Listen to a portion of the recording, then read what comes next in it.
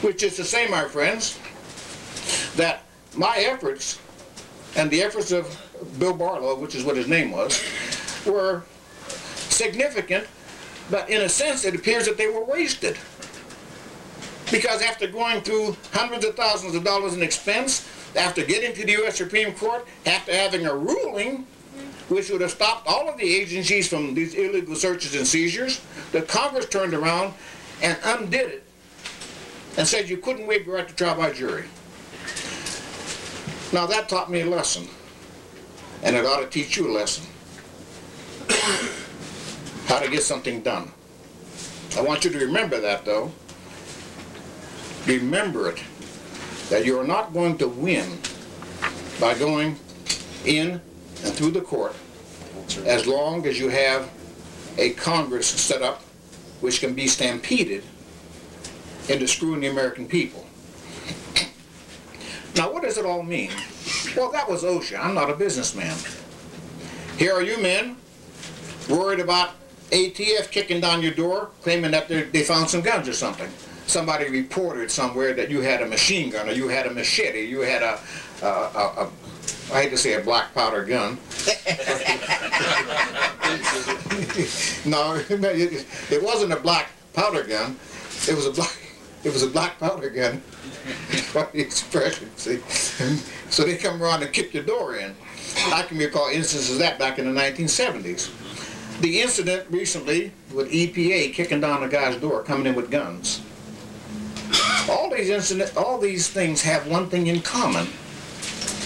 It is a bureaucracy basically gone crazy. Now the question becomes, how do you stop it?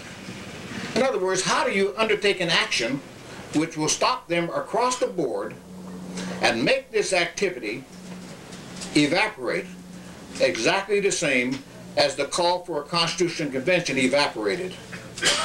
There's a way to do it, my friends.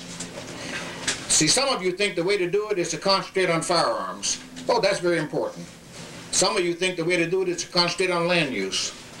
Some of you think the way to do it is to concentrate on X, Y, Z. You've all got notions about what is most important and where you have to really focus in order to get the American people to understand what this conspiracy is. All of you got notions. And they're valid notions. They won't work. Now what do you have right in front of you which will work?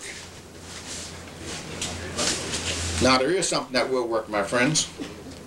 It is this. You have all seen it. You see it every day. You don't know what to do about it. Maybe it never occurred to you. Hey, wait a minute. This is something we can do. It's this. There is a program going around to take away, completely take away, the Fourth Amendment from all of the American people. That is, the right of the people to be secure in their persons, houses, papers, and effects against unreasonable searches and seizures shall not be violated. In other words, warrantless searches. Well, where do you see the most warrantless searches? Where? You see it on the highways. Now, listen carefully, because what they've done on the highways primarily is they have been stopping black people. No, they have been stopping Americans who happen to be black.